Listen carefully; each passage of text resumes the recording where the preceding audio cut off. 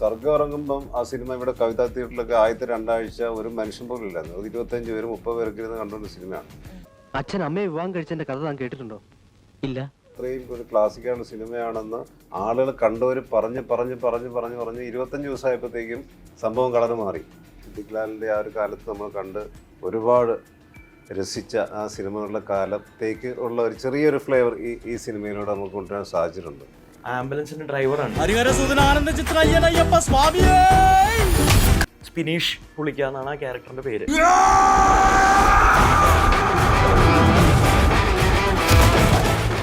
ആ ആംബുലൻസിന്റെ ഡ്രൈവറാണ്. അതിലെ പോകുന്ന ആൾക്കാരിൽപ്പെട്ട ആൾക്കാരാണ് അശോകൻ ചേട്ടൻ, മനോജ് ചേട്ടൻ, ജഗദീഷ് ചേട്ടൻ, അഭിരാം, സുധീഷ് ചേട്ടൻ. വട്ടിരാജയുടെ ക്യാരക്ടർ ചെയ്ത നമ്മളുടെ വിജയ് അതെ, സേതുപതി. നായകൻ ഞാനും വിജയ് സേതുപതി വില്ലനുമായിരുന്നു. ഇവരുടെ പ്രായത്തിലും കൂടുതൽ ഏജ് ആയിട്ടുള്ള ഒരു ഒറിജിനലായിട്ട് 30-35 വയസ്സ്.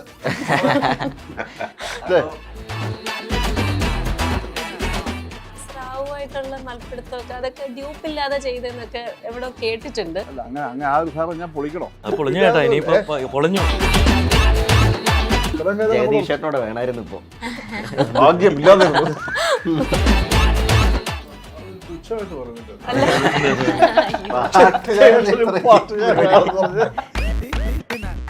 അപ്പം നമ്മൾക്ക് വേണ്ടി ഒരു പാട്ട് പാടാൻ പറഞ്ഞാൽ.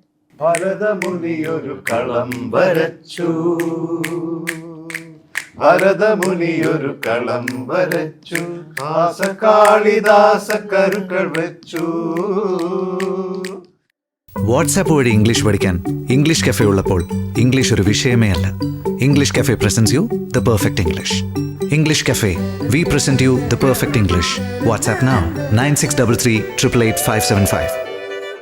മൂവി വേൾഡ് മീഡിയയിൽ നിന്ന് നമ്മളോടൊപ്പം ഉള്ളത് സിനിമയെ ഒരുപാട് സ്നേഹിക്കുന്ന 5 കലാകാരന്മാരും ഒരു കലാകാരിയാണ്. വേറെ ആരുമല്ല, ദേവദത്ത്, ശബരീഷ്, അശോകേട്ടൻ, മനോജേട്ടൻ, രാജേഷേട്ടൻ and Aswathy. Welcome to the show. നമസ്കാരം. നമസ്കാരം. സോ ഞാൻ സത്യം പറഞ്ഞൊരു കുറച്ച് വലിയൊരു ഇൻട്രൊഡക്ഷനൊക്കെ പ്രിപ്പയർ ചെയ്ത് വന്നതാണ്. പക്ഷേ എനിക്കറിയത്തില്ല, മനോജേട്ടനെ അശോകേട്ടനൊക്കെ ഞാൻ ആദ്യമായിട്ട് കാണും. അപ്പോൾ കുറച്ച് സ്റ്റാർ സ്ട്രക്കാണ്. അപ്പോൾ ചെറിയൊരു ടെൻഷൻ ഉണ്ട്. അപ്പം അതിൻ്റെതാണ് ചെറുതായിപ്പോയി, ഇൻട്രൊഡക്ഷൻ കുറച്ച് ചെറുതായിപ്പോയി. ധൈര്യം വന്നോളൂ. ഇൻട്രോ ഒന്നുകൂടി പറഞ്ഞു. ഇല്ല, കുഴപ്പമില്ല. അല്ലല്ല, ഞാനത് പെട്ടെന്ന് മറന്നുപോയല്ലോ, എനിക്ക് തോന്നുന്നു. ഞാൻ ഇൻട്രൊഡക്ഷൻ ഒക്കെ പറഞ്ഞു. ഓക്കെ, സോ നമ്മളിപ്പം ഇന്ന് എത്തിയിരിക്കുന്നത് ധീരൻ അടുത്ത മാസം ജൂലൈയിൽ പ്രേക്ഷകരിലേക്ക് എത്താണ്, റിലീസ് ആവാൻ പോവാണ്. സോ നമ്മുടെ ഡയറക്ടർ ദേവദത്ത് നമ്മളോടൊപ്പം ഉണ്ട് ഇന്നിവിടെ. സോ എന്താണ് ധീരൻ, എന്താണ് പ്രേക്ഷകർ നമ്മൾ എക്സ്പെക്ട് ചെയ്യുന്നത്? ധീരൻ എന്ന് പറയുമ്പോൾ ടൈറ്റിൽ കേൾക്കുമ്പോൾ തന്നെ നമുക്ക് മനസ്സിലാവുന്നത് ഒരു ധീരത അല്ലെങ്കിൽ ഫിയർലെസ് അങ്ങനത്തെ മീനിങ്സ് ഒക്കെയാണ് നമ്മുടെ മൈൻഡിലേക്ക് ഓടിയെത്തുന്നത്. So what is Dheeran basically? എന്താണ് ഈ ഒരു മീനിങ് ഒക്കെ തന്നെയാണ് ഉദ്ദേശിക്കുന്നത്, അല്ലെങ്കിൽ എന്തെങ്കിലും ഒരു ഇന്നർ മീനിങ് ഉണ്ടോ? ഇല്ലില്ല, നമുക്ക് എല്ലാവർക്കും അറിയാവുന്ന ധീരൻ എന്ന് കേൾക്കുമ്പോൾ വരുന്ന അതേ മീനിങ് തന്നെയാണ്. പക്ഷേ ആക്ച്വലി ഭയം ഈ സിനിമയിലൊരു ഭയങ്കര ഇമ്പോർട്ടൻറ്റ് ഫാക്ടറാണ്. ഒരുപാട് ധൈര്യമുള്ളവരും ഉണ്ട്, ഭയങ്കര പേടിത്തൊണ്ടന്മാരും ഉണ്ട് സിനിമയിൽ. അവരാണ് കൂടുതൽ. അതെ, കൂടുതലവരാണ്. ഇപ്പോൾ നായകൻ രാജേഷ് ചേട്ടൻ, ടൈറ്റിൽ ക്യാരക്ടർ ചെയ്യുന്ന രാജേഷ് ചേട്ടനാണെങ്കിൽ ഒരു ആക്സിഡൻ്റൽ ധീരനാണ്. അപ്പോൾ ഈ സിനിമയെ പറ്റി പറയുകയാണെങ്കിൽ മലയാറ്റൂർ എന്ന് പറഞ്ഞ സ്ഥലത്ത് നടക്കുന്ന അവിടുത്തെ ധീരനും നാട്ടുകാരുമാണ്, അല്ലെങ്കിൽ അവരുടെ ഒരു ട്രാവലാണ് ആക്ച്വലി ഈ സിനിമ. ഒരു കോമഡി ആക്ഷൻ ഡ്രാമ എന്നൊക്കെ വേണമെങ്കിൽ ഏറ്റവും ചുരുക്കത്തിൽ പറയാം. ഒരു സീരിയസ് സബ്ജക്റ്റാണ്, പക്ഷേ അത് ഹ്യൂമറിൻ്റെ അകമ്പടിയോടെയാണ് നമ്മൾ കഥ പറഞ്ഞിട്ടുള്ളത്. അപ്പോൾ എല്ലാവരും എല്ലാ സീനിലും വരുന്ന ഒരിക്കലും ഒരു നായകനെ കേന്ദ്രീകരിച്ച് മാത്രം വരുന്നൊരു സിനിമയല്ല. ഇവരെല്ലാവരും നായകന്മാരാണ്, ഈക്വൽ ഇമ്പോർട്ടൻസ് ഉണ്ട്. അപ്പോൾ എല്ലാവരും എല്ലാ സീനിലും ഉണ്ട്. അങ്ങനെ ഭയങ്കര വർക്ക് ചെയ്തപ്പോഴൊക്കെ ഇത്രയും എക്സൈറ്റഡ് ആയിട്ട് ചെയ്ത ഒരു വർക്കാണ്. ദേവദത്തിനെ പറ്റി പറയുകയാണെങ്കിൽ പ്രത്യേകിച്ച് എടുത്തു പറയേണ്ട ഒരു കാര്യം എന്ന് പറഞ്ഞാൽ ഭീഷ്മപർവത്തിന്റെ director, associate director, writer and associate director തെറ്റിപ്പോയി, ആൻഡ് നമ്മുടെ കുമ്പളങ്ങി നൈറ്റ്സിന്റെ അസിസ്റ്റന്റ് ഡയറക്ടർ. അപ്പം അത് മാത്രമല്ല, താങ്കളുടെ ഒരു ഇൻസ്റ്റാഗ്രാം പോസ്റ്റിൽ എനിക്ക് തോന്നുന്നു 2023 പോസ്റ്റ് ചെയ്തതാണെന്ന് തോന്നുന്നു, തെറ്റിപ്പോയിട്ടില്ലെങ്കിൽ. അതായത് 2022 ഭീഷ്മപർവം റിലീസായി കഴിഞ്ഞിട്ട് പുട്ടുപോലൊരു സിനിമ ഡയറക്ട് ചെയ്യാം പോസ്റ്റാണ്. അതായത് ഒരു തെറ്റായ തിരിച്ചറിവാണ് ഞാൻ ആ പോസ്റ്റിൽ ഉദ്ദേശിച്ചത്. അതായത് 2022 ഭീഷ്മപർവം ഇറങ്ങുന്നത്. അപ്പോൾ മാർച്ചിൽ. അന്ന് ഞാൻ വിചാരിച്ചത് ഈസിലി എനിക്ക് ആ വർഷം തന്നെ എൻ്റെ സംവിധാന സംരംഭം എനിക്ക് പെട്ടെന്ന് ഓണാവും എന്നുള്ളൊരു പ്രതീക്ഷയൊക്കെ ഉണ്ടായിരുന്നു. പക്ഷെ അത് തെറ്റാണെന്നുള്ള തിരിച്ചറിവാണ് ആക്ച്വലി ആ പോസ്റ്റിൽ ഞാൻ പറഞ്ഞത്. അതിപ്പോൾ 3 വർഷം എടുത്തു എൻ്റെ ഭീഷ്മപർവം കഴിഞ്ഞിട്ടുള്ള ഒരു പ്രൊജക്റ്റിന് വേണ്ടിയിട്ട്. 3 വർഷത്തെ ഒരു സമയം. അപ്പോൾ അത്ര എളുപ്പമായിരുന്നില്ല. ഒരു ഫസ്റ്റ് ഡയറക്ടോറിയൽ എന്ന് പറയുന്നത് ഭയങ്കര ബുദ്ധിമുട്ടുള്ള കാര്യം, അല്ലെങ്കിൽ ഒരുപാട് കടമ്പകൾ കടന്നു വന്നിട്ടുള്ളൊരു കാര്യമാണ്. അപ്പോൾ പല കോൺഫിഡൻസുകളും തെറ്റായിരുന്നു എന്നുള്ളതാണ് ഞാൻ മനസ്സിലാക്കിയത്. ഓക്കെ, സോ അത് മാത്രമല്ല വേറൊരു പോഡ്കാസ്റ്റിൽ ഇങ്ങനെ പറയുന്നത് കേട്ടിട്ടുണ്ടായിരുന്നു. ഇപ്പം ഒരുപാട് ലെജൻഡറി ആയിട്ടുള്ള ഡയറക്ടേഴ്സിൻ്റെ ക്യാമറയ്ക്ക് മുന്നിൽ വർക്ക് ചെയ്ത ലെജൻഡറി ആക്ടേഴ്സാണ് നമ്മുടെ ഇവിടെ ഇരിക്കുന്ന അശോകേട്ടനാണെങ്കിലും മനോജ് ചേട്ടനാണെങ്കിലും ജഗദീഷ് ചേട്ടൻ, വിനീത് ചേട്ടൻ, ഇതുപോലെ ഒരുപാട് ലെജൻഡറി ആക്ടേഴ്സിന് എൻ്റെ കയ്യിൽ കിട്ടിയിരിക്കുകയാണ്. സോ അപ്പം അങ്ങനെ നോക്കുമ്പോൾ ഇപ്പം മനോജ് ചേട്ടനോട് ചോദിക്കുകയാണെങ്കിൽ എന്താണ് ധീരൻ എന്നുള്ള സിനിമയിലേക്ക് അട്രാക്ട് ചെയ്തൊരു കാര്യം? ഇപ്പം ഒരു സിനിമ നമ്മൾ കമ്മിറ്റ് ചെയ്യുമ്പം എന്താണ് ധീരൻ എന്നുള്ള സിനിമയിലെ ക്യാരക്ടർ യെസ് പറയാൻ കാണിച്ച ഒരു, എന്താണ് കൂടുതലായിട്ട് അട്രാക്ട് ചെയ്ത ഒരു ഫാക്ടർ എന്ന് പറഞ്ഞാൽ ഈ ഒരു സിനിമയിലെ ഒരു ക്യാരക്ടർ? ഭയങ്കര ഇൻട്രസ്റ്റിംഗ് ആയിട്ടുള്ള, ഭയങ്കര രസകരമായുള്ള സിറ്റുവേഷൻസ് കോർത്തിണക്കിക്കൊണ്ടുള്ള മലയാളികൾ ഇപ്പോൾ ഒന്ന് ആഗ്രഹിക്കുന്ന ഒരു സിനിമയാണിത്. കാരണം സിദ്ദിഖ് ലാലിൻ്റെ ആ ഒരു കാലത്ത് നമ്മൾ കണ്ട് ഒരുപാട് രസിച്ച ആ സിനിമകളുടെ കാലത്തേക്ക് ഉള്ള ഒരു ചെറിയൊരു ഫ്ലേവർ ഈ സിനിമയിലൂടെ നമുക്ക് കൊണ്ടുവരാൻ സാധിച്ചിട്ടുണ്ട്. എന്നാൽ ഇതിനകത്ത് എല്ലാത്തരം ഇമോഷൻസും ഉണ്ട്. ഇതിനകത്ത് ആക്ഷൻസ് ഉണ്ട്, ആക്ഷൻ സീനുണ്ട്, അല്ലെങ്കിൽ വിരഹങ്ങളുണ്ട്, പ്രണയമുണ്ട്, സ്നേഹമുണ്ട്, വാത്സല്യമുണ്ട്, എല്ലാം ഉണ്ട്. എല്ലാത്തരം ഇമോഷൻസും ഉള്ള മലയാളികളെ ഏറ്റവും ഇഷ്ടപ്പെടുന്ന ഒരു സിനിമയായിട്ട് മാറുന്നത് ഒരു സംശയം. ലസ്റ്റ് ഉണ്ട്, എല്ലാം ഉണ്ട്. പിന്നെ ഏറ്റവും വലിയ വെർസറ്റാലിറ്റി ദേവദത്തിൻ്റെ എന്ന് പറയുന്നത് ഭീഷ്മപർവം എഴുതിയ ആട് തന്നെയാണ് ഇത് എഴുതിയിരിക്കുന്നുള്ളത്. ഈ സിനിമ കാണുമ്പോൾ ആ ഒരു കോൺട്രാസ്റ്റ് പ്രേക്ഷകന് മനസ്സിലാവും. അത്രയധികം ഒരു വെർസറ്റാലിറ്റി അദ്ദേഹത്തിൻ്റെ തുടക്കകാലത്ത് തന്നെ കാണിച്ചിരിക്കുന്നുള്ളതാണ്. അപ്പം അതൊക്കെ ഇതിൻ്റെ അകത്ത് ഏറ്റവും വലിയ പ്രത്യേകതയാണ്. പിന്നെ ഞങ്ങൾ ഈ 90s കാലഘട്ടത്തെ നമ്മുടെ ഏറ്റവും അടുത്ത സുഹൃത്തുക്കൾ ഇങ്ങനെ ഒരു ഒരുമിച്ചൊരു കോംബോ ഒത്തിരി വർഷമായി. മിക്കവാറും ന്യൂജൻ സിനിമകളിലെ കൂടെയാണ് നമ്മളിപ്പോൾ കൂടുതലും പോകുന്നത്. അവർ നമ്മളൊരു സിനിമയ്ക്ക് വിളിക്കുന്നു, അവിടെ നമുക്ക് പരിചയമുള്ളവരാരും സാധാരണ ഉണ്ടാവാറില്ല. ഇപ്പോൾ ജോഫിൻ്റെ പടം തന്നെ രേഖാചിത്രം ചെയ്യുമ്പോൾ ജോഫിൻ്റെ കൂടെ ഞാൻ ആദ്യം വർക്ക് ചെയ്യുന്നു. ക്യാമറമാൻ പുതിയതാണ്, ആ മൊത്തം ക്രൂ എനിക്ക് പുതിയതാണ്. അപ്പോൾ അവിടെ ചെല്ലുമ്പോൾ നമുക്ക് അവർ ഒരു സ്പെഷ്യൽ സ്നേഹം, റെസ്പെക്റ്റും ഒക്കെ മാത്രം കൊണ്ട് നമ്മളിങ്ങനെ കഴിയും. പക്ഷെ നമുക്കൊരു എൻ്റർടൈൻമെൻ്റ് ഒന്നുമില്ല, വേറെ ഒന്നുമില്ല. അവർ ഷോട്ടിന് വിളിക്കുന്നു, പോയി നിൽക്കുന്നു, നമ്മൾ ചെയ്യുന്നു, തിരിച്ച് വീണ്ടും ക്യാരവന് വരുന്നു. ഇതല്ല, ഇത് ക്യാരവനിൽ നമുക്ക് എപ്പോഴും ഇറങ്ങിപ്പോകാനാണ് തോന്നുന്നത്. കാരണം നമ്മളെല്ലാവരും ഒരുമിച്ചിരുന്ന് ഫുൾ ടൈം തമാശയും ബഹളവും കാര്യങ്ങളും പാട്ടും ഒക്കെ ആയിട്ട് നീങ്ങുന്ന ഒരു സെറ്റായിരുന്നു ഇത്. കാരണം അത്രയധികം നമ്മൾ എത്രയും രസിച്ച ഒരു സെറ്റ് അടുത്ത കാലത്തൊന്നും ഉണ്ടായിട്ടില്ല എന്നുള്ളതാണ്. അത്രയാണ് അശോകേട്ടൻ. നമ്മളമ്മ അധികം സിനിമകൾ ചെയ്തിട്ടില്ല, പക്ഷേ ജഗദീഷ് ചേട്ടനും ഒരുപാട് സിനിമകൾ ചെയ്തിട്ടുണ്ട്. വിനീത് ഓഫ് കോഴ്സ് അറിയാമല്ലോ, സുധീഷ്, എല്ലാവരും. അപ്പോൾ അങ്ങനെയുള്ള ഒരു സ്പെഷ്യൽ കോംബോ, ഞങ്ങൾ ഏറ്റവും ഇഷ്ടപ്പെടുന്ന ഒരു കോംബോയിൽ വീണ്ടും ഒന്നിക്കാൻ സാധിച്ചു എന്നുള്ള ഈ പടത്തിന് ഞാൻ കാണുന്ന ഏറ്റവും വലിയ ഒരു സന്തോഷമാണ്.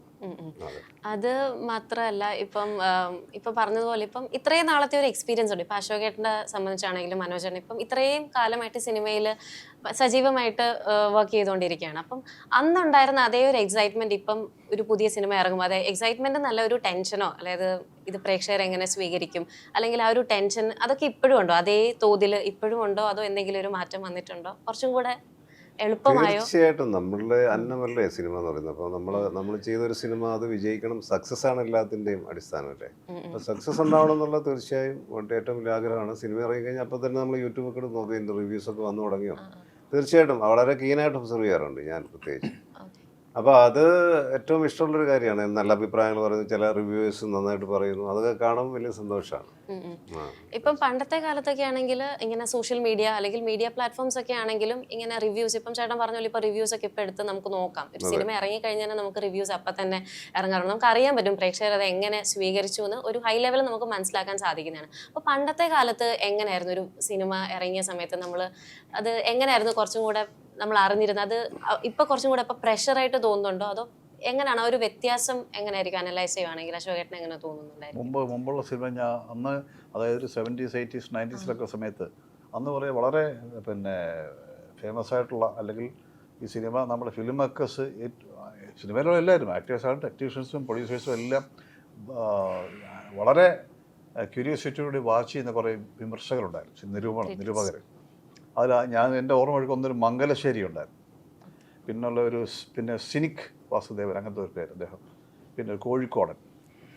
ഇവരുടെ അഭിപ്രായങ്ങളാണ് സിനിമ. അന്ന് വേറെ മറ്റ് ഈ നമ്മുടെ ഓൺലൈൻ ചാനൽസ് ഒന്നും ഇല്ലല്ലോ, മറ്റ് നമ്മുടെ മെയിൻ ചാനൽസ് ഇല്ല, പത്രങ്ങൾ മാത്രമേ ഉള്ളൂ. അന്നേരം സിനിമ മാസികകൾ, പ്രസിദ്ധീകരണങ്ങൾ, ഇതിനകത്തൂടെയാണ് ഇവർ കമൻറ്റ് ചെയ്യുന്നത്. ആ പടം പച്ചയാട്ടൊക്കെ എഴുതിക്കളയും.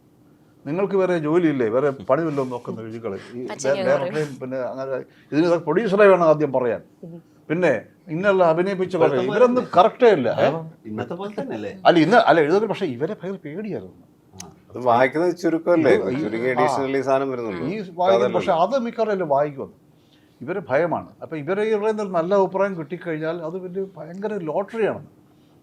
മൗത്ത് പബ്ലിസിറ്റിയാണ് അന്നത്തെ സിനിമകളിൽ. ഇപ്പൊ സർഗം ഇറങ്ങുമ്പം ആ സിനിമ ഇവിടെ കവിതാ തിയേറ്ററിലൊക്കെ ആദ്യത്തെ 2 ആഴ്ച ഒരു മനുഷ്യൻ പോലും ഇല്ലായിരുന്നു. അത് 25 പേര് 30 പേർക്ക് ഇരുന്ന് കണ്ടുകൊണ്ട സിനിമയാണ്. പിന്നെ അതിൻ്റെ ആ ക്വാളിറ്റി മനസ്സിലാക്കി അത്രയും ഒരു ക്ലാസിക്കായുള്ള സിനിമയാണെന്ന് ആളുകൾ കണ്ടവർ പറഞ്ഞ് 25 ദിവസമായപ്പോഴത്തേക്കും സംഭവം കളർ മാറി. അപ്പോഴത്തേക്കും പോസ്റ്റേഴ്സിന്റെ കളർ മാറി, എല്ലാം മാറി. പിന്നെ 175 ദിവസം സർഗം വന്ന് ഓടി. അപ്പൊ അങ്ങനെയുള്ളൊരു കാര്യമുണ്ട്, മൗത്ത് പബ്ലിസിറ്റി. ഇന്ന് എല്ലാവർക്കും ഇന്ന് 25 ദിവസം ഒരു പടം ഓടുന്നില്ല. അന്നിപ്പോൾ ഞാൻ താങ്കളോട് പറയാണ്, സർഗം കൊള്ളാം കേട്ടോ, കണ്ടോ എന്നാൽ പോയി കാണാൻ പറയുന്നത്. ഞങ്ങൾ അത് എന്നെ കൊണ്ടുള്ള വിശ്വാസം കൊണ്ട് പോയി കാണും. ഇന്നതല്ല, ഇപ്പം ഇന്ന് ഒരാളിരുന്നിട്ട് അയാളുടെ ഫോളോവേഴ്സ് എന്ന് പറഞ്ഞാൽ ലക്ഷങ്ങളായിരിക്കും. അപ്പോൾ അയാൾ ഇന്ന് പറഞ്ഞ് മൊത്തം പേരും ഒരു നിമിഷം കൊണ്ടറിയാം. ഒരു ഷോ ഉണ്ട് ഇപ്പം മൊബൈലിൽ കൂടെ പാസ് ചെയ്യുമല്ലോ സംഭവം. പാസ് ചെയ്യില്ല, അത് മോശമാണ്, നല്ലതാണ്. കത്തിയാടാന്ന് പറഞ്ഞ് തീർന്നു തന്നെ കുഴപ്പമാണ്. പോവില്ലേ ആ വഴിക്ക് പോലെ എന്നൊക്കെ പറയും. എപ്പോഴും ഞാൻ സഹിച്ചുകൊണ്ടിരിക്കുകയാണ്, ഇറങ്ങിപ്പോയി മറ്റേ പറിച്ചെന്നൊക്കെ പറയും. എല്ലാം വിമർശിച്ചു കളിയുന്നു. അല്ല പറഞ്ഞോട്ടെ, നല്ലതിന് നല്ലത് പറയണം, അതല്ല. പക്ഷെ അത് കണ്ടുള്ള അതിനെക്കുറിച്ച് പറയാൻ ഒരുപാട് പറയേണ്ടി വരും. പക്ഷെ വ്യത്യാസം അത് തന്നെയാണ്. അപ്പം 80s 90s കാലഘട്ടത്തുണ്ടായിരുന്ന ആ ഒരു ലേണിങ്ങും ഇപ്പോഴത്തെ ആ ഒരു ലേണിങ്ങും നമ്മൾ നോക്കുകയാണെങ്കിൽ എന്താണ് ഇവോൾവ് ആയത്, ഏത് രീതിയിലാണെന്ന് ചോദിക്കുകയാണെങ്കിൽ രണ്ടുപേർക്കും എങ്ങനെയാണ് ടെക്നോളജി മാറി. ഇപ്പൊ അതിനനുസരിച്ചുള്ള എക്യുപ്മെന്റ്സ് എല്ലാം മൊത്തത്തിൽ മാറിയിട്ടുണ്ട്. ഇപ്പൊ ക്യാമറ ആയാലും ലൈറ്റ്സ് ആയാലും ഒക്കെ. ഇപ്പൊ ഞങ്ങളൊക്കെ അന്ന് HMI ലൈറ്റ് എന്ന് അന്ന് അങ്ങനെ ഒരു ലൈറ്റ് ഇപ്പൊ ഉണ്ടോ? HMI ലൈറ്റ്, സൺഗൺ, പിന്നെ ചിലര് റിഫ്ലക്ടർ ഇത് വെച്ചിങ്ങനെ അഡ്ജസ്റ്റ് ചെയ്യുക. ഉച്ചക്കൊക്കെ 6-7 വെച്ചാണ് മുഖത്ത് അടിച്ചുകൊണ്ടിരിക്കുന്നത്. വില്യംസ് എന്നൊരു വലിയ ക്യാമറമാൻ ഉണ്ട്. അദ്ദേഹം മിറർ വെച്ച് ചിലപ്പോൾ ചെയ്യും. സൂര്യൻ ഇങ്ങനെ മിറർ വെച്ചിട്ട് നമുക്ക് കണ്ണു തുറക്കാൻ പോലും പറ്റില്ല, അത്രയധികം സൂര്യനെ ഇങ്ങനെ ഫോക്കസ് ചെയ്തിട്ട് നമ്മുടെ മുഖത്തടിക്കുകയാണ്. പുള്ളിയുടെ ലൈറ്റ് ഇപ്പോൾ ആ ഒരു രീതിയാണ്. ആ ഫ്രെയിമിൽ നന്നായിരിക്കും, പക്ഷെ ആർട്ടിസ്റ്റുകൾ ഭയങ്കരമായിട്ട് കഷ്ടപ്പെടുന്നു. ഞാൻ 2-3 പടം പുള്ളി അടിച്ചിട്ടുണ്ട്. അപ്പൊ അങ്ങനെയൊക്കെയുള്ള ലൈറ്റ് ഇപ്പോൾ ഉള്ള കാലം ഉണ്ടായിരുന്നു. ഇപ്പോൾ അതൊക്കെ മാറി വളരെ സോഫ്റ്റ് ആയിട്ട് അവർക്ക് ആവശ്യമുള്ള ലൈറ്റ്സ് മാത്രം വെച്ച് ഏറ്റവും അഡ്വാൻസ്ഡ് ആയിട്ടുള്ള ക്യാമറ യൂസ് ചെയ്ത് ശബ്ദം പോലും ഇല്ല, ഈ ട്രർ എന്നുള്ള ശബ്ദം പോലും നമുക്ക് പിന്നെ ടെൻഷൻ ഇല്ല. പണ്ട് അതല്ല, ആക്ഷൻ എന്ന് പറഞ്ഞാൽ ഇത് ശബ്ദം കേൾക്കുക, അതിൻ്റെ ഇടയ്ക്ക് നമ്മുടെ ഡയലോഗ് പറയുന്നത് ടെൻഷനാ. ഫിലിം ഇങ്ങനെ വേസ്റ്റ് ആവുമല്ലേ, ശബ്ദം കേൾക്കുമ്പോൾ ടെൻഷനാണ് നമുക്ക്. അല്ലേ, റീടേക്ക് ഒക്കെ 10-15 ആയി കഴിഞ്ഞാൽ പ്രൊഡ്യൂസർ അല്ലേ, പ്രൊഡ്യൂസർ ഓൺ ദ സ്പോട്ട് ഡെസ്പാ. കാരണം 7 ടേക്ക് എന്റെ മുന്നേ എത്ര ഫിലിം പോയാൽ അത് തിരിച്ചെടുക്കാൻ പറ്റില്ലല്ലോ, എടുക്കാൻ പറ്റില്ല. ഇന്നിപ്പോ 15 പ്രാവശ്യം എടുത്താലും അവർക്ക് കുഴപ്പമൊന്നുമില്ല, ഇച്ചിരി സമയത്തിന്റെ പ്രശ്നം മാത്രമേ ഉള്ളൂ.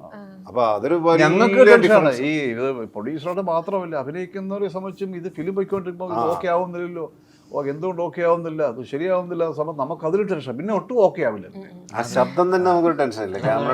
അത് തന്നെ ക്ലാപ്പ് അടിക്കുമ്പോഴൊക്കെ ഡയറക്ടർക്കൊക്കെ ടെൻഷൻ ഉണ്ടാവും. പിന്നെ ഫിലിം ക്ലാപ്പ് അടിക്കണം.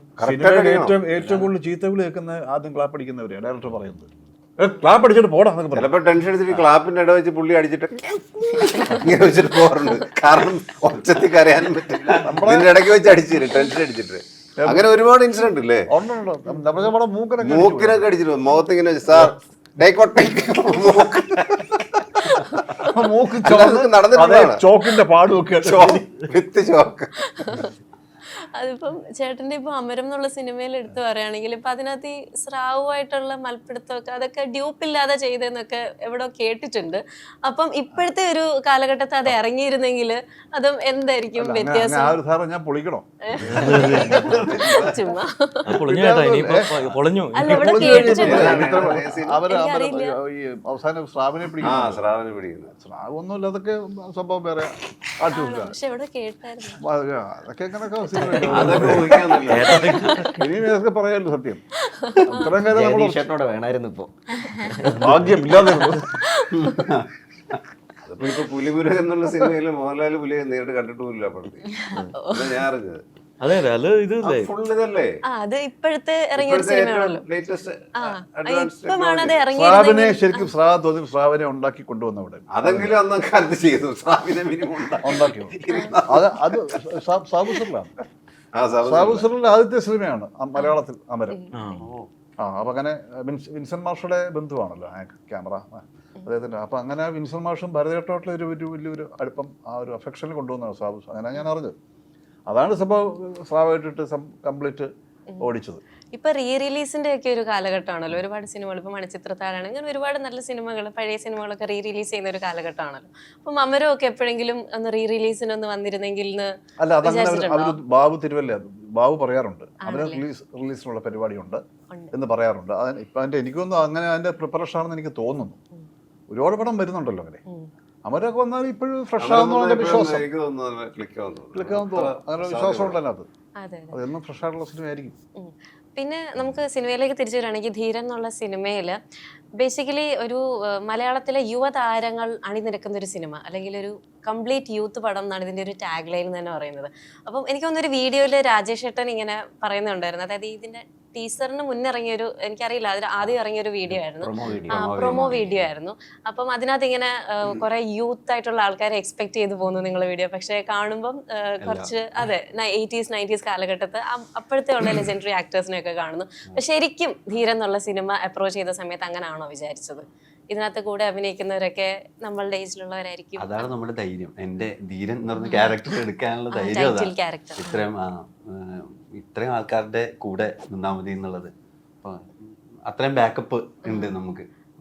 അല്ലെങ്കിൽ ഒരു ടൈറ്റിൽ ക്യാരക്ടർ എന്ന് പറയുന്ന ക്യാരക്ടർ ചെയ്യാൻ കുറച്ച് എന്താ അതിന്റെ ഉത്തരവാദിത്വം കുറച്ച് കൂടുതലല്ലേ. അപ്പൊ എനിക്ക് കുറച്ച് ഫ്രീ ആയത് എന്ന് വെച്ച് കഴിഞ്ഞാൽ ഇങ്ങനെയുള്ള എല്ലാവരും ഉണ്ടല്ലോ കൂടെ എന്നുള്ളത് ആദ്യമേ അറിയായിരുന്നു. പിന്നെ പ്രൊമോ വീഡിയോ പിന്നെ നമ്മൾ അങ്ങനെ ചെയ്തതാണ്. ആദ്യമേ അറിയായിരുന്നു ഇതാണ് ഇതിന്റെ കാസ്റ്റ്. അതാണ് കോൺഫിഡൻസ് ആക്ച്വലി. എന്തുകൊണ്ടാണ് അങ്ങനെ ഒരു ടാഗ് ലൈന്? അതിന് എന്താണ് റെലവൻസ് ആയിട്ടുള്ളത്? അതായത് ഒരു കംപ്ലീറ്റ് യൂത്ത് പടം എന്ന് പറയാൻ അതൊക്കെ നമ്മളൊരു പ്രൊമോഷന്റെ ഭാഗമായിട്ട് പറയുന്നതാണ്. പിന്നെ ഷൂട്ടിങ് കഴിഞ്ഞ് കഴിഞ്ഞപ്പോ പിന്നെ അങ്ങനെയാണ് ഫീൽ ചെയ്തത്. അതെ, എന്ന് വെച്ചാൽ മൊത്തത്തിൽ ഇപ്പൊ നമുക്ക് എനർജി വൈസ് നോക്കുവാണെങ്കിൽ അത്രയും യൂത്ത്ഫുൾ ആണ് എല്ലാവരും. എന്നാൽ ഇപ്പൊ ഇവരുടെ ക്യാരക്ടേഴ്സ് ഒന്നും മറ്റു ചെറുപ്പക്കാരായിട്ട് ഇവരെ കാണിക്കുക അങ്ങനെയൊന്നുമല്ല. ഇവരൊക്കെ ഇവരുടെ പ്രായത്തിലും കൂടുതൽ ഏജ് ആയിട്ടുള്ള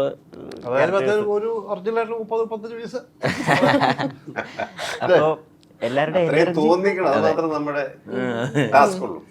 അങ്ങനെ കുറച്ച് മേക്കപ്പ് ഒക്കെ വേണ്ടി വന്നു. 35 തോന്നിക്കാൻ പരിധിയില്ലേ? ചേട്ടന് മേക്കപ്പ് ഇട്ടായിരുന്നോ യങ് ആയിട്ട് തോന്നിക്കാൻ?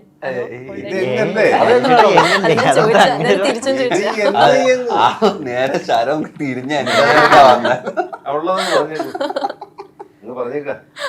പിന്നെ സിനിമയിൽ ഇതുപോലെ എനിക്കോ എനിക്ക് 38 അത്രേ ഉള്ളൂ. പക്ഷെ സിനിമയിൽ നമ്മള് 32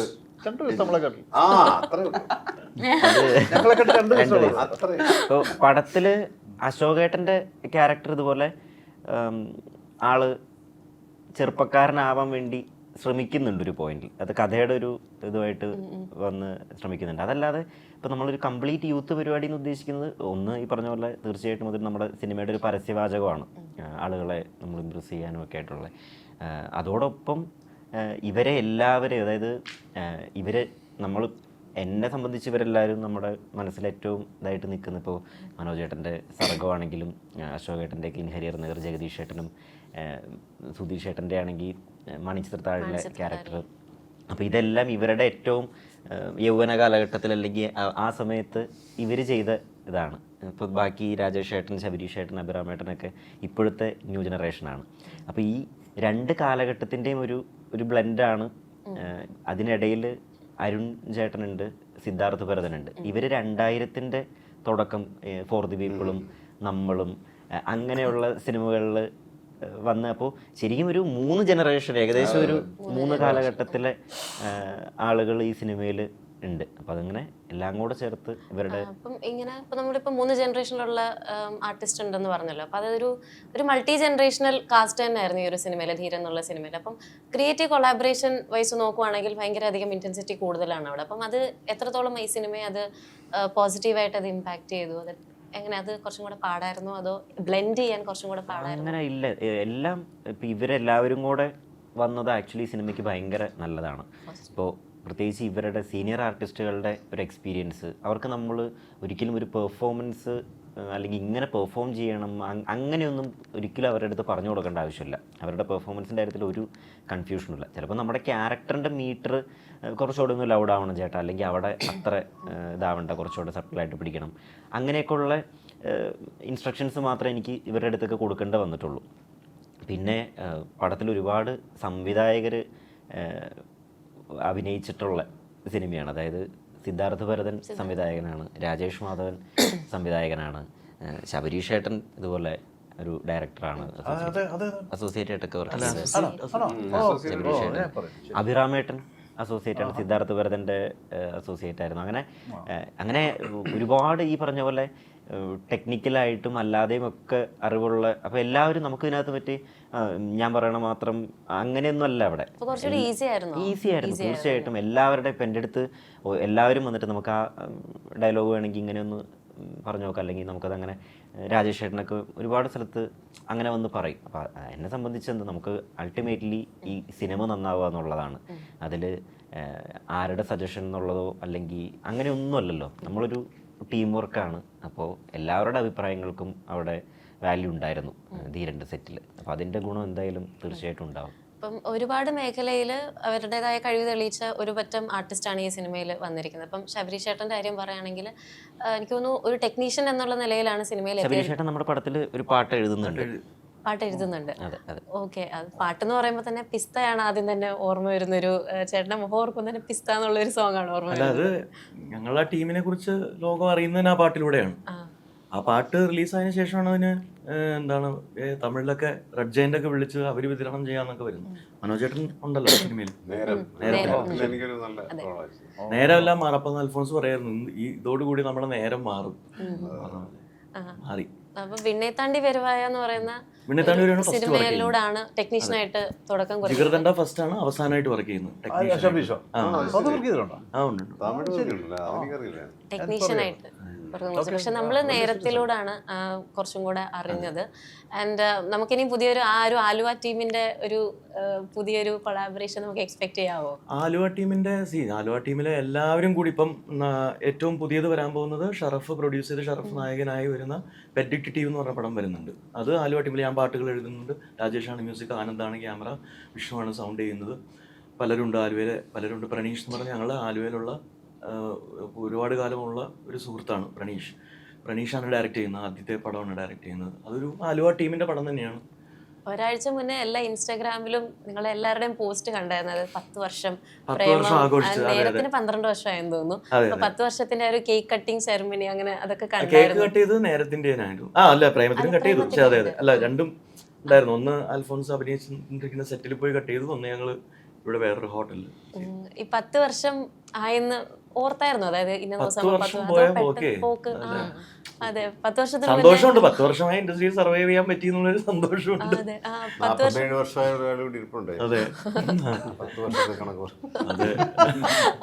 അല്ല, 10 വർഷം മുന്നേ കേരളക്കരയിലെ എല്ലാ മലയാളികളും എന്ന് വെച്ചാൽ ഒരു തരംഗമായ ഒരു സിനിമയായിരുന്നു. അതായത് നമ്മളുടെ ഒരു എക്സ്പെക്ടേഷൻ തീർച്ചയായിട്ടും ഒരു സിനിമയ്ക്ക് കാണുമായിരിക്കും. പക്ഷെ അതിൽ നിന്നൊരു 100%, ഒരു 200%-ത്തിലധികം ഉള്ള ഒരു പ്രേക്ഷക പ്രീതി അല്ലെങ്കിൽ ഒരു ശ്രദ്ധയാണ് പ്രേമത്തിലൂടെ നമുക്ക് കിട്ടിയത്. അപ്പം എനിക്കത് എൻ്റെ ഒരു 12th സ്റ്റാൻഡേർഡ് എക്സാം ഒക്കെ കഴിഞ്ഞിട്ട് പോയി കണ്ടിട്ട് വന്നു. എനിക്ക് ഇപ്പോഴും ഓർമ്മയുണ്ട് പ്രേമം കണ്ടത്, അവിടെ പോയി ക്യൂ നിന്നതും നമ്മൾ എല്ലാവരും. അതൊക്കെ ഇപ്പോഴും എനിക്ക് നല്ല പേഴ്സണലി ഓർമ്മയുണ്ട്. അപ്പം അതാണ് ചോദിച്ചത്, 10 വർഷം പോയപ്പം ഇപ്പം ഈ ഒരു ധീരനിൽ എത്തി നിൽക്കുന്നു. അപ്പം ഈ ഒരു ജേർണി ഒന്ന് ഓർക്കാൻ എങ്ങനെയുണ്ട്? ഭയങ്കര രസമായിരുന്നു. അയ്യോ, പിന്നെ നമ്മൾ ഒരുപാട് ആഗ്രഹിച്ചു വന്നിട്ടുള്ള ഒരു ഇൻഡസ്ട്രി അല്ലേ. പ്രത്യേകിച്ച് പണിക്കൊന്നും പോകാൻ മടിയുള്ള ഒരാളായിരുന്നു ഞാൻ. അപ്പോൾ ഇത് ചെയ്യുകയാണെങ്കിൽ എന്തെങ്കിലും ക്രിയേറ്റീവായിട്ടുള്ള ഒരു മേഖലയിൽ വർക്ക് ചെയ്യണമെന്ന് ആഗ്രഹിച്ച് അതിന് വേണ്ടിയിട്ടാണ് ഞാൻ അൽഫോൺസും ചെന്നൈയിൽ പോയി പഠിക്കാൻ വേണ്ടി പോയതും. അവൻ ഡിജിറ്റൽ ഫിലിം മേക്കിംഗ് എന്നുള്ള കോഴ്സ് പഠിച്ചപ്പോൾ ഞാൻ സൗണ്ട് എഞ്ചിനീയറിംഗ് എന്ന് പറഞ്ഞ കോഴ്സ് പഠിച്ചു, അതേ കോളേജിൽ തന്നെ. അവിടുന്ന് ഒരുപാട് പേര് ഞങ്ങളുടെ ആ ബാച്ച് എന്ന് വെച്ചാൽ ആ വർഷം, ഒരു വർഷത്തിൽ 2-3 ബാച്ച് ഉണ്ടാവും. എന്ന് വെച്ച് കഴിഞ്ഞാൽ രാവിലെ ക്ലാസ്, അടുത്ത ബാച്ചിന് ഉച്ചയ്ക്ക് ക്ലാസ്. പരസ്പരം അറിയുന്ന എല്ലാവരും. അവിടെ നിന്നാണ് രാജേഷിനെ പരിചയപ്പെടുന്നത്, വിഷ്ണു, ഗോവിന്ദ്, ശ്രീശങ്കർ, പിന്നെ തൈക്കുടത്തിലെ ഗോവിന്ദൊക്കെ ഞങ്ങളുടെ ആ 1-2 ബാച്ചാണ്. മുജീബ് ഞാൻ ഒരേ ക്ലാസ്മേറ്റാണ്, ഇപ്പോൾ ഈ പടത്തിൻ്റെ മ്യൂസിക് ഡയറക്ടർ. അതേപോലെ എബിൻ പോൾ എന്ന് പറഞ്ഞ സുഷിൻ്റെ പാട്ടുകളൊക്കെ മിക്സ് ചെയ്യുന്ന, അങ്ങനെ ഒരുപാട് ടെക്നീഷ്യൻസും കലാകാരന്മാരും ഉണ്ടായിരുന്ന ആ ബാച്ച് ആയിരുന്നു ഞങ്ങളുടെ. അങ്ങനെയാണ് അവിടുന്ന് പരിചയപ്പെടുന്നതും ആ സിനിമാ ലോകത്തിലേക്ക് പതുക്കെ ഷോർട്ട് ഫിലിംസ് ഒക്കെ ചെയ്ത് എത്തുന്നതും നേരത്തിലേക്ക് എത്തുന്നതും അവിടുന്ന് ഇപ്പൊ ധീരൻ വരെ നേരം എന്ന് പറയുന്നത് ആക്ച്വലി ആദ്യം ഒരു ഷോർട്ട് ഫിലിം അല്ലായിരുന്നു. ഷോർട്ട് ഫിലിം ആയിരുന്നു. അതില് വട്ടിരാജയുടെ ക്യാരക്ടർ ചെയ്ത നമ്മളുടെ വിജയ് സേതുപതി. നായകൻ ഞാനും വിജയ് സേതുപതി വിജയ് സേതുപതി അതെ അതെ വട്ടിരാജ വിജയ് സേതുപതി.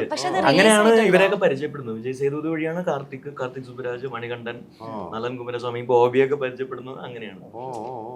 പിന്നെ അവിടുത്തെ ചായക്കട കമ്പനി ആയിരുന്നു ഞങ്ങള്. അതെ അതെ. അങ്ങനെ എല്ലാവരും പടം, ഇവരെല്ലാവരും ആദ്യത്തെ പടം ഞാൻ വർക്ക് ചെയ്തത്. സൂതകവും വർക്ക് ചെയ്തതാണ്, പിജ വർക്ക് ചെയ്തതാണ്, ജഗർദണ്ഡ ഞാൻ വർക്ക് ചെയ്തതാണ്. ജഗർദണ്ഡ വർക്ക് ചെയ്തല്ലേ? ആ ഫസ്റ്റ് ജഗർദണ്ഡ അതാണ് അവസാനമായിട്ട് ടെക്നീഷ്യൻ ആയിട്ട് വർക്ക് ചെയ്യുന്നത്. പക്ഷെ അന്ന് വിജയ് സേതുപതി എനിക്ക് തോന്നുന്നു അത്രയും പോപ്പുലർ ആയിട്ടുള്ള ഒരു അല്ല ഡബിങ് ആർട്ടിസ്റ്റ് ഒക്കെ ആയിട്ട് ഇങ്ങനെ നടക്കുകയാണ്. ചെറിയ ഷോർട്ട് ഫിലിം, ഇവരെല്ലാവരും ഷോർട്ട് ഫിലിംസ് ചെയ്തുകൊണ്ടിരിക്കുന്ന ടൈമാണത്. നളനായിക്കോട്ടെ. അപ്പൊ നാളെ ഏക്കുന്നർ എന്ന് പറഞ്ഞൊരു പ്രോഗ്രാം ഉണ്ടായിരുന്നു കലഞ്ഞർ ടി വിയിൽ. അതിന്റെ ഫസ്റ്റ് സീസണിൽ ഈ ഷോർട്ട് ഫിലിംസ് മത്സരത്തിൽ പങ്കെടുക്കാൻ വേണ്ടി അപ്പം നളന്റെ ഒരു നെഞ്ചുക്ക് നീതി എന്ന് പറഞ്ഞാൽ എപ്പോഴും ഉണ്ട്, യൂട്യൂബിൽ കിടക്കുന്നുണ്ട്. ഓക്കെ, അതിനാണ് ഫസ്റ്റ് അടിച്ചത്. ഗംഭീര ക്ലാപ്സ് ആയിരുന്നു അതിന്റെ ക്ലൈമാക്സിൽ. ഞങ്ങളെല്ലാവരും ഉണ്ട് സ്റ്റേഡിൽ ഓരോ. അപ്പൊ ബെസ്റ്റ് എഡിറ്റർ അവാർഡ് കിട്ടിയത് അൽഫോൺസിനാണ്, സൗണ്ട് ഡിസൈനിങ്ങിന് വിഷ്ണുവാണ് കിട്ടിയത്. എല്ലാം പിന്നെ നീർ എന്ന് പറഞ്ഞ കാർത്തിക്കിന്റെ ഒരു ഇതുണ്ടായിരുന്നു, കാർത്തിക് സുബരാജിന്റെ ഷോർട്ട് ഫിലിം ഉണ്ടായിരുന്നു. അതിനാണ് സെക്കൻഡ് പ്രൈസ് കിട്ടിയത്. അതിൽ വിജയ് സേതുപതി അഭിനയിച്ചിരുന്ന ഒരു ഷോർട്ട് ഫിലിം ആയിരുന്നു. മൂന്നാമത് കിട്ടിയത് എനിക്ക് തോന്നുന്നു ബാലാജി മോഹന്റെ, അതായത് ഇതൊക്കെ ഡയറക്റ്റ് ചെയ്തില്ലേ, വായ്മൂടി പേസവും പിന്നെ ഡയറക്റ്റ് ചെയ്ത ബാലാജി മോഹനായിരുന്നു മൂന്നാമത് കിട്ടിയത്. അത് ഫസ്റ്റ് സീസൺ ആയിരുന്നു. അതിനുശേഷം അവർ കണ്ടിന്യൂ ചെയ്തിരുന്നു കുറെ ഡയറക്ടേഴ്സും വന്നിട്ടുണ്ട് എന്നാണ് എനിക്ക് തോന്നുന്നത്.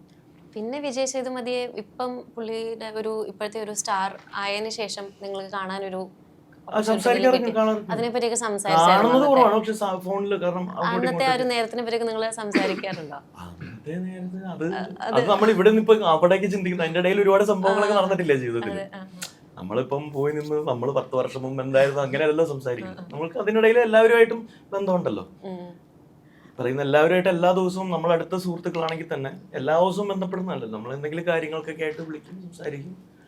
അപ്പോ അത് പണ്ട് നമ്മൾ അങ്ങനെയായിരുന്നു. അങ്ങനെ ഒരു അയവർക്കൽ, ഒരു ഡ്രാമ അയവർക്കൽ ഉണ്ടാവാറില്ല, അതിന്റെ ആവശ്യമില്ല. ഇപ്പം ധീരനിൽ എത്തിയിരിക്കുകയാണ്.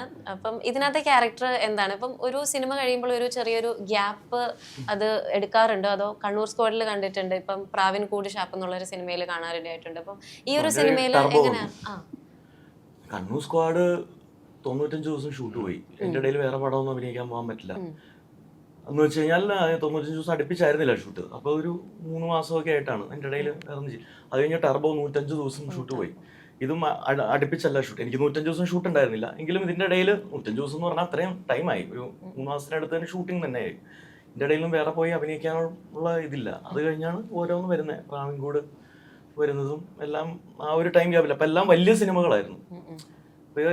ഒന്ന് കഴിഞ്ഞടുത്ത് ഇപ്പം ധീരൻ കഴിഞ്ഞ സാഹസം എന്ന് പറഞ്ഞൊരു പടത്തിലേക്ക്, ധീരൻ തന്നെ എത്ര 2 ഷെഡ്യൂൾ ഇവിടെ ഉണ്ടായിരുന്നു, അവിടെ ഉണ്ടായിരുന്നു. 60 ദിവസം ഷൂട്ട് പോയി, 60 ദിവസം ഷൂട്ട് പോയി. അപ്പം അത് അതിൻ്റെ ഇടയിൽ ഞാൻ വേറെ പടം അഭിനയിക്കാൻ പോകാറില്ല. ഒരു പടം ചെയ്യുമ്പോൾ ആ പടം ചെയ്യുക, ആ ഗെറ്റപ്പ് പിന്നെ വേറെ പടത്തിലേക്ക് കൊടുക്കേണ്ട കാര്യമില്ലല്ലോ. അത് കഴിഞ്ഞ് അടുത്ത പടം ചെയ്തപ്പോൾ ആ സാഹസം എന്ന് പറഞ്ഞ പടം ഒരു 45 ദിവസം ഷൂട്ട് പോയി. അത് കഴിഞ്ഞ് അടുത്ത് വേറൊരു വെബ് സീരീസ് ചെയ്തിരുന്നു, അതും പോയി ഒരു 20 ദിവസത്തിനടുത്ത്. അപ്പൊ അതൊക്കെ കഴിഞ്ഞപ്പോഴേക്കും ഒരു 6-7 മാസമായി. അപ്പോഴേക്കും നവംബർ 1 തുടങ്ങിയതാണ് ധീരൻ. ഞാൻ ഫ്രീ ആവുന്നത് ഒരു 2 ആഴ്ച മുമ്പാണ്. അപ്പം അത് ഗ്യാപ്പ് എടുക്കുന്നതല്ല, ഈ ടൈം വലിയ സിനിമകളായതുകൊണ്ട് ഇങ്ങനെ പോയിക്കൊണ്ടിരിക്കുകയാണ്. പിന്നെ ധീരനിലെ ക്യാരക്ടർ എന്ന് പറഞ്ഞു കഴിഞ്ഞാൽ ഇതിൻ്റെ അകത്ത് ഈ ഒരു ഗ്രാമത്തിലെ ആൾക്കാർ, ഈ പനിച്ചയം തന്നെയാണ് നമ്മൾ പറയുന്നത്. പനിച്ചയം എന്ന് പറഞ്ഞാൽ ഗ്രാമത്തിലെ ആൾക്കാർ, ഒരു കൂട്ടം ആൾക്കാർ ഒരു ആവശ്യത്തിന് വേണ്ടി തമിഴ്നാട്ടിലെ ഒരു ഗ്രാമത്തിലേക്ക് പോകുന്നതാണ് എൻ്റെ ഒരു ഓൺലൈനായിട്ട് പറയുകയാണെന്നുണ്ടെങ്കിൽ. അപ്പോൾ പോകുന്നത് ഒരു ആംബുലൻസിലാണ് പോകുന്നത്. ആംബുലൻസിൻ്റെ ഡ്രൈവറാണ് ഞാൻ. അവിടുത്തെ ഒരു പാലിയേറ്റീവ് സൊസൈറ്റിയുടെ കീഴിൽ വർക്ക് ചെയ്യുന്ന കീഴിലുള്ള ഒരു ആംബുലൻസ് ആണ്. സ്പിനീഷ് പുളിക്ക എന്നാണ് ആ ക്യാരക്ടറിൻ്റെ പേര്, എൻ്റെ ക്യാരക്ടറിൻ്റെ പേര്. ആ ആംബുലൻസിൻ്റെ ഡ്രൈവറാണ്. അതിലെ പോകുന്ന ആൾക്കാരിൽപ്പെട്ട ആൾക്കാരാണ് അശോകൻ ചേട്ടൻ, മനോജ് ചേട്ടൻ, ജഗദീഷ് ചേട്ടൻ, അഭിരാം, സുധീഷ് ചേട്ടൻ. അമ്പലത്തിൽ ഇടയ്ക്ക് കൂട്ടും. അമ്പലൂർ ഭയങ്കരമായിട്ടുള്ളൊരു ഭക്തനാണ്. ഇടയ്ക്ക് കൂട്ടി പാട്ട് പാടും, എപ്പോഴും ഭയങ്കര പ്രാർത്ഥനയും ഇതൊക്കെ ആയിട്ട് നടക്കുന്ന ഒരാളാണ്. അങ്ങനെ അത് എൻ്റെ ക്യാരക്ടർ, എൻ്റെ വെൽ റിട്ടൺ ആണ്. ഞാൻ ആദ്യമായിട്ടാണ് എനിക്ക് ഇങ്ങനെ ഒരു ക്യാരക്ടർ കിട്ടുന്നത്. അപ്പം അത് പിന്നെ ദേവൻ നല്ല രസമായിട്ട് അത് നരേറ്റും ചെയ്തു, എൻ്റെ ഹെൽപ്പ്. കാരണം ക്രിസ്റ്റൽ ക്ലിയർ ആയിട്ട് എഴുതിയ ആൾ തന്നെ ഡയറക്റ്റ് ചെയ്യുമ്പോൾ ഓരോ കഥാപാത്രങ്ങളും വളരെ സ്പെഷ്യൽ ആയിരിക്കും പുള്ളിയുടെ മനസ്സിൽ. അപ്പോൾ അതേപോലെ തന്നെ വളരെ ക്യാരക്ടറൈസേഷനിലും ഭയങ്കര രസമാണ്. പിന്നെ ഓരോ ആർട്ടിസ്റ്റുകളും അത് കൺസീവ് ചെയ്ത് അവരുടേതായിട്ടുള്ളൊരു ഇൻപുട്ട് കൊടുക്കുമ്പോൾ അതിന് വേറൊരു ഷെയ്ഡും കൂടി വരും. അതേപോലെ വെൽ റിട്ടൺ ക്യാരക്ടേഴ്സാണ് എല്ലാ അശോകൻ ചേട്ടൻ്റെ, അതെ മനോജ് ചേട്ടൻ്റെ വേറൊരു രസമുള്ളൊരു ക്യാരക്ടറാണ്. അതൊക്കെ സ്പോയിലേഴ്സ് ആണ്, അതുകൊണ്ട് ഞാനത് പറയുന്നില്ല. ഞാൻ അനുഭവിക്കുന്ന വേദന വളരെ ഭീകരമാണ്. ഇതില് ആത്മാർത്ഥമായിട്ട് കോമഡി കണ്ടെത്തുകയാണ് നിങ്ങളും കണ്ടെത്തേണ്ടത്. മനോജേട്ടൻ്റെ ക്യാരക്ടറാണ് ഏറ്റവും ഒരു ഡിപ്രസ്ഡ് ആയിട്ടുള്ള പ്രശ്നമാണെന്ന് വെച്ചിട്ട് പറയും.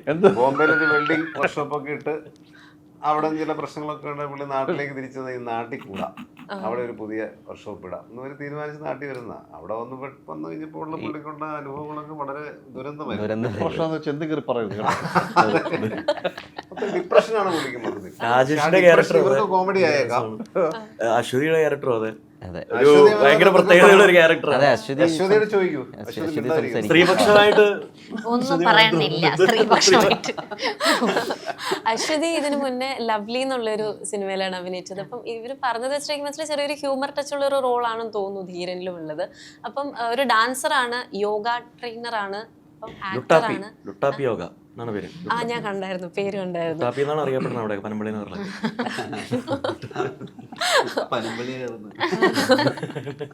അപ്പം ധീരനിലുള്ള ഒരു ക്യാരക്ടറിനെ പറ്റി എന്താണ് പറയാനുള്ളത്? എൻ്റെ ക്യാരക്ടറിൻ്റെ പേര് സുരമ്യയാണ്.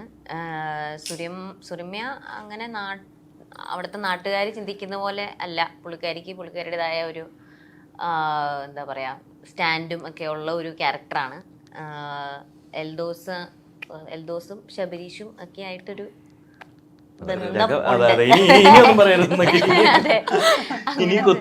കഥ പറയണ്ട. അതെ അതെ അങ്ങനത്തെ ഒരു ക്യാരക്ടറാണ്. ഹ്യൂമർ ടച്ച് എന്ന് പറഞ്ഞാല് ഇപ്പൊ ഇതിൽ എനിക്ക് തോന്നുന്നു ആരും അങ്ങനെ കോമഡി ചെയ്യാൻ വേണ്ടി ചെയ്യുമല്ല.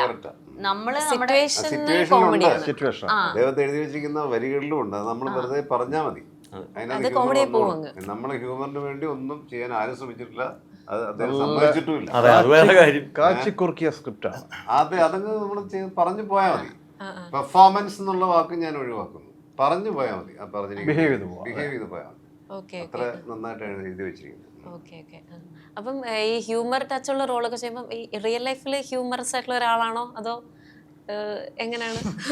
അത് കുറച്ചും കൂടെ ഹെൽപ്പ് ചെയ്തോ അതോ പാടായിരുന്നു? അത് എനിക്ക് ഹ്യൂമർ ചെയ്യാൻ ഭയങ്കര ഇഷ്ടമുള്ള ഒരാളാണ്. പക്ഷെ ഇതിൽ അങ്ങനത്തെ ഹ്യൂമർ അല്ല. നമ്മൾ ആ ക്യാരക്ടർ ഭയങ്കര സീരിയസ് ആയിട്ടാണ് നമ്മൾ അഭിനയിക്കുന്നത്. പക്ഷെ അത് ചിലപ്പോൾ കാണുമ്പോൾ ചിരി വരുമായിരിക്കും.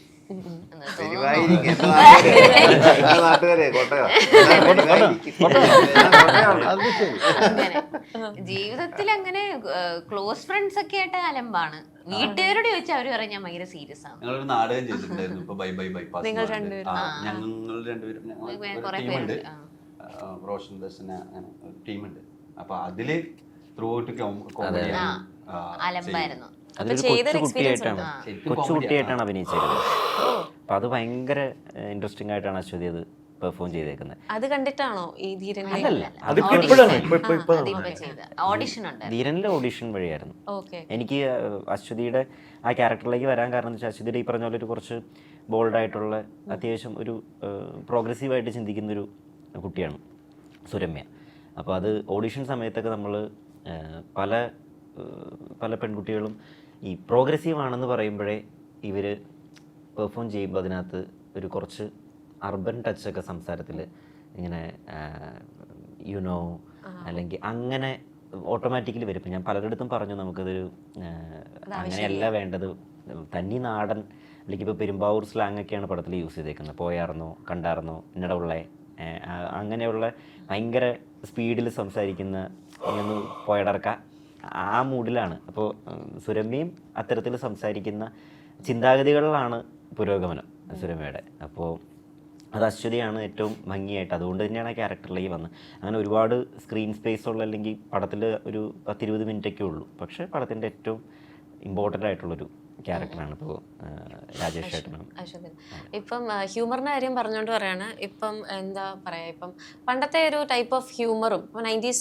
80s കാലഘട്ടത്തുള്ള ഒരു ഹ്യൂമറും ഇപ്പോഴത്തെ ഹ്യൂമറും അല്ലെങ്കിൽ കോമഡി കഥാപാത്രങ്ങൾ അല്ലെങ്കിൽ കോമഡി സിറ്റുവേഷൻസ് അല്ലെങ്കിൽ കോമഡി സീൻസ് ഒക്കെ നോക്കുവാണെങ്കിൽ ഒരുപാട് വ്യത്യാസമുണ്ട്. ഇപ്പം രാജേഷ് ചേട്ടൻ്റെ കാര്യം പറയുകയാണെങ്കിൽ തന്നെ രാജേഷ് ചേട്ടൻ്റെ ഒരു സിനിമ പെട്ടെന്ന് മൈൻഡിൽ വരുവാണെങ്കിൽ എനിക്ക് നാരങ്ങയാണ് ഓർമ്മ വരുന്നത്. അതായത് മഹേഷിന്റെ പ്രതികാരം. നെല്ലിക്കയായിരുന്നു. ഓക്കെ, നെല്ലിക്ക. ഞാൻ നാരങ്ങ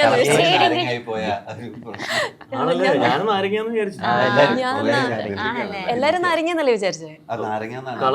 ഗ്രേഡ് ചെയ്തപ്പോ അതല്ല, ഞാൻ ഇത് രാജേഷൻ ഉണ്ടെന്ന് അറിഞ്ഞപ്പോ തന്നെ എന്റെ അനിയത്തിയും പറഞ്ഞത് ഒരു നാരങ്ങ ആ അഭിനയിച്ച ചേട്ടനല്ലേ, അങ്ങനെയാണ് പെട്ടെന്ന് അതാണ് ഓർമ്മ വന്നത്. അതായത് മഹേഷ് ഇപ്പം ലൈക്ക് ഇങ്ങനെയുള്ളൊരു നോട്ടവും കാര്യങ്ങളും അതൊക്കെയാണ് പെട്ടെന്ന് വരുന്നത്. അപ്പം ഇപ്പോഴത്തെ നമ്മളുടെ ഒരു ഓഡിയൻസിനെ ചിരിപ്പിക്കണമെങ്കിൽ എന്തൊക്കെയാണ് നമ്മൾ അതിനകത്ത് ശ്രദ്ധിക്കണമെന്ന് അങ്ങനെ തോന്നിയിട്ടുണ്ടോ, അങ്ങനെ നോക്കിയിട്ടുണ്ടോ? അങ്ങനെ നോക്കിയിട്ടില്ല. നമുക്ക് ചിരി വരുന്നുണ്ടോ എന്നുള്ളത് നോക്കും.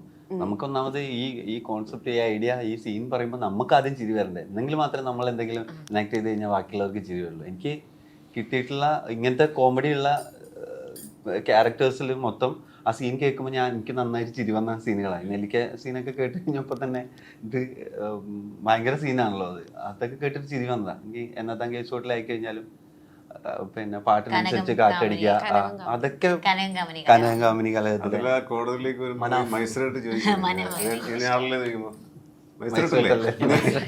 അത് ഞാൻ കണ്ടു ഭയങ്കരമായിട്ട് ചിരിക്കും. അപ്പൊ പഴയ കോമഡി ആ ട്രാക്കും ഇപ്പോഴത്തെ രീതിയും എന്തൊരു ഡിഫറൻസ് ആണെന്നുള്ള ആ ചെറിയൊരു ഡയലോഗിൽ ഭയങ്കരമായിട്ട് ചിരിപ്പിക്കാൻ സാധിക്കും. ചേട്ടന് തോന്നുന്നുണ്ടോ ഈ ഡയലോഗ് പണ്ടത്തെ കാലത്ത് നമ്മൾ എക്സിക്യൂട്ട് ചെയ്തിരുന്ന ആൾക്കാരത് ഇല്ല, അത് കുറച്ച് ഫോഴ്സ്ഫുള്ളി ആവാൻ സംശയം ഉണ്ടെന്ന്. അതാണ് അന്നത്തെ വ്യത്യാസം. ഇവര് വളരെ ഈസി ഗോയിങ് ആയിട്ടാണ് കാര്യങ്ങൾ കാണുന്നത്. അവരുടെ പ്രസന്റേഷൻ എല്ലാം അങ്ങനെയാണ്. മൈസൂരല്ലേ, ഇതൊക്കെ വളരെ ഈസിയാണ്. അതിലാണ് ആ ഹ്യൂമർ, ഇന്നത്തെ ഹ്യൂമർ അതാണ്. അതിൽ തന്നെ രാജേഷ് ചേട്ടൻ്റെ അടുത്ത് എനിക്ക് ഭയങ്കര ഇഷ്ടമുള്ളതാണ് കോടതിയിൽ വരണം, കോടതിയിൽ പോവാൻ എൻ്റെ കയ്യിൽ കോട്ടൊന്നുമില്ല. അതൊക്കെ സിൻസിയർ ആയിട്ട് പാവമായിട്ട് പറയുമ്പോ അതിലുണ്ടാ സാധനം. അത് കോമഡി ആയിട്ട് നമ്മൾ ചെയ്തു കഴിഞ്ഞാൽ അത് ചിലപ്പോ പക്ഷെ ഇതില് ധീരനില് ഞാൻ ഇതുവരെ ചെയ്ത എല്ലാറ്റിനും ഒരു ഹ്യൂമറിന്റെ മേമ്പൊടി ഉണ്ടായിരുന്നു, എല്ലാ ക്യാരക്ടറിനും. എനിക്ക് തോന്നുന്നത് ധീരനിലാണ് ഞാൻ ഇത്ര ലെങ്ത് ഉള്ള കോമഡി തീരെ ഇല്ലാത്ത, അല്ലെങ്കിൽ ഞാൻ സീരിയസ് ക്യാരക്ടർ ആയിട്ടുള്ള ഒരു ക്യാരക്ടർ ചെയ്യുന്നത്. എനിക്ക് ചേട്ടന്റെ ക്യാരക്ടർ സീരിയസ് ആണ്, നമുക്ക് അങ്ങനെ എന്റെ ക്യാരക്ടർ എല്ലാ ക്യാരക്ടറും സീരിയസ് ആണ്. ചിരി വരണോ വേണ്ടേ? സാഹചര്യങ്ങളിലാണ് തമാശ. സബ്ജക്റ്റും സീരിയസ് സബ്ജക്റ്റാണ്. സീരിയസ് സബ്ജക്റ്റാണ്. പിന്നെ എങ്ങനെയാണ് കറക്റ്റ് എങ്ങനെയാണെന്നുള്ളത് സിനിമ ആണ് പറയുന്നത്. അതെ. ഓക്കെ. എന്തെങ്കിലും റെഫറൻസോ അങ്ങനെ എന്തെങ്കിലും ഒക്കെ വെക്കാറുണ്ടോ? എന്തെങ്കിലും സിനിമ നമ്മൾ അപ്രോച്ച് ചെയ്യുമ്പോൾ ഏതെങ്കിലും ഒരു റെഫറൻസ് ഇന്ന ക്യാരക്ടർ അങ്ങനെ എന്തെങ്കിലും ഒക്കെ നോക്കാറുണ്ടോ? നമ്മൾ ഇത്രയും ആൾക്കാരെ ഇപ്പൊ ഇവരുടെയൊക്കെ സിനിമകളൊക്കെ കണ്ടിട്ട് നമ്മുടെ മനസ്സിൽ എന്തായാലും കുറേ കാര്യങ്ങൾ ഉണ്ടാവും എന്തായാലും. പിന്നെ ഇതിന് വേണ്ടിയിട്ട് സ്പെസിഫിക് ആയിട്ട് ഇന്ന റെഫറൻസ് എടുക്കാം അങ്ങനെ ചെയ്യാറില്ല. നമ്മുടെ റെഫറൻസ് ശരിക്കും നമ്മളെ ഡയറക്ടർ നമുക്ക് തരുന്ന പിന്നെ നരേഷനാണ്.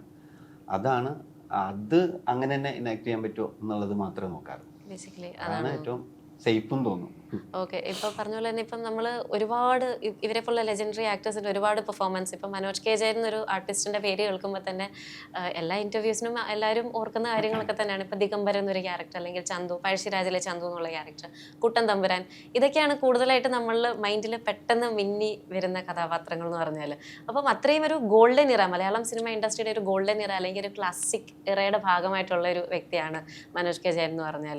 അപ്പം ആ ഒരു ഷെയ്ഡ് ഓഫ് ക്യാരക്ടേഴ്സ് ഇപ്പം നമ്മൾ ധീരനിലെ ക്യാരക്ടർ നോക്കുവാണെങ്കിൽ ഒരു new shade of Manoj K ജയനെ നമുക്ക് അതിൽ കാണാം. ഇപ്പം ഡിപ്രസിംഗ് ആയിട്ടുള്ള ഒരു ക്യാരക്ടറാണെന്ന് പറഞ്ഞിരുന്നു. ബട്ട് സ്റ്റിൽ എന്താ പറയുക, ആ ക്യാരക്ടറിന് ഒരു new shade of Manoj K ജയനെ നമുക്ക് അതിനകത്ത് എക്സ്പെക്ട് ചെയ്യാം. അതോ ഇതേപോലെ ഒരു ക്യാരക്ടർ നേരത്തെ എപ്പോഴെങ്കിലും ചെയ്തിട്ടുണ്ടോ? എന്താണ് ഈ ഒരു ക്യാരക്ടറിൽ പൊതുവേ ഉള്ളൊരു കാണുന്നൊരു സ്വഭാവ സവിശേഷതയൊക്കെ വേറെ പടത്തിലൊക്കെ ചിലപ്പോൾ വിചിത്രമാണ്. പക്ഷെ സിറ്റുവേഷൻസ് ഒക്കെ ഞാൻ മുഴുവൻ ഡിഫറെൻ്റ് ആണ്. ഇതിനകത്ത് എൻ്റെ ക്യാരക്ടർ വരുന്ന സ്ഥലങ്ങളും ആ സ്പേസും എല്ലാം വളരെ ഡിഫറെൻ്റ് ആണ്. പിന്നെ ഞാൻ ഈ പറഞ്ഞ വെൽഡർ എന്ന് പറഞ്ഞ ക്യാരക്ടർ ഞാൻ ആദ്യമായിട്ട് ചെയ്യാണ്. അങ്ങനെ ഒരു തൊഴിൽ ചെയ്യുന്ന ഒരാളായിട്ട് ഞാൻ ആദ്യമായിട്ട് ചെയ്യാണ്.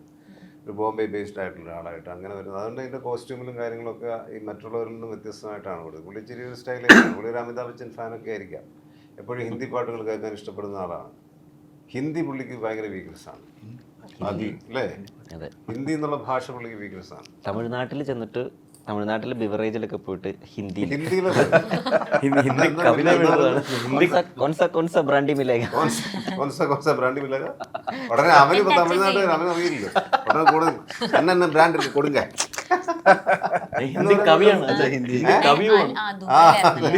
ഹിന്ദി കവിയാണ് ഈ പുള്ളി. അത്യാവശ്യം ഇതൊക്കെ എഴുതും, കഥയും കവിതയൊക്കെ എഴുതുന്ന ആളാണ്. ഹിന്ദി ഗദ്യ കവിത വീക്ക്നെസ് ആണ്. അത് ഞാൻ അതിനെ കുറിച്ച് കൂടുതൽ പറയുന്നില്ല. ഇത് തന്നെ ധാരാളം.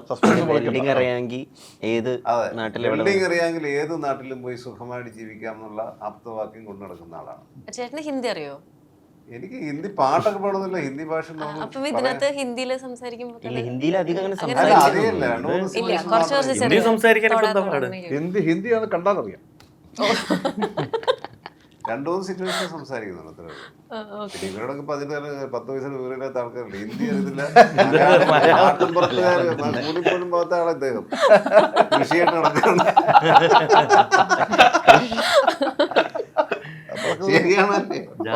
മലയാളം പോലും എങ്ങനെ പറയാൻ നമുക്കറിയാം.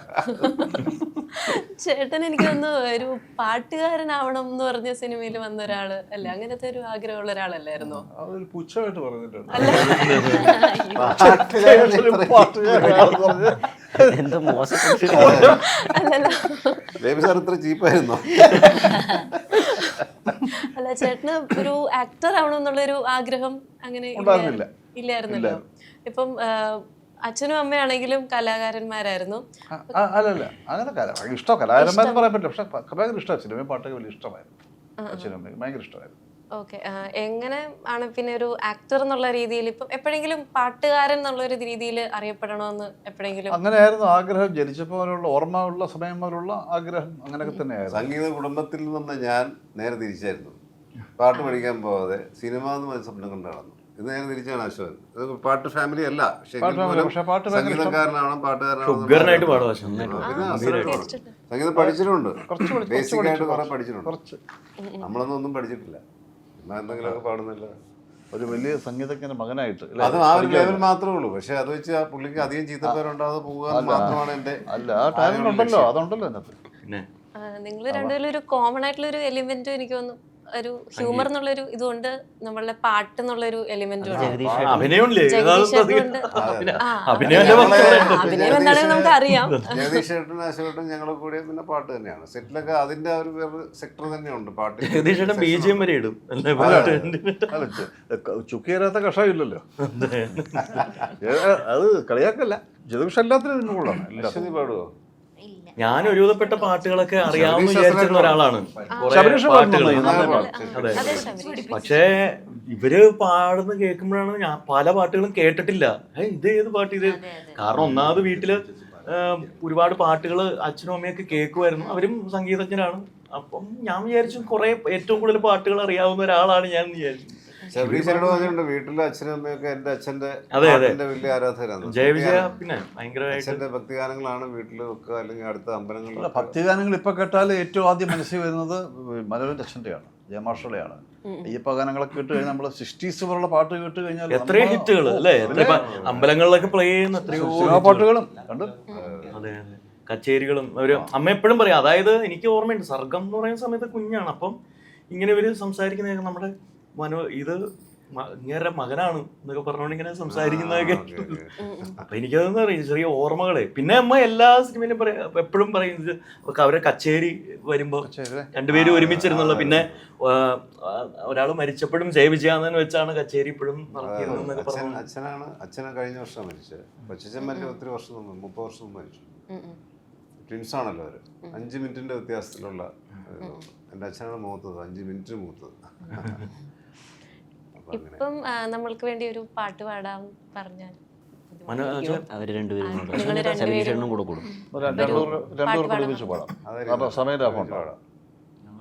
ഏതാണ് പാട്ടുകാരനാണ്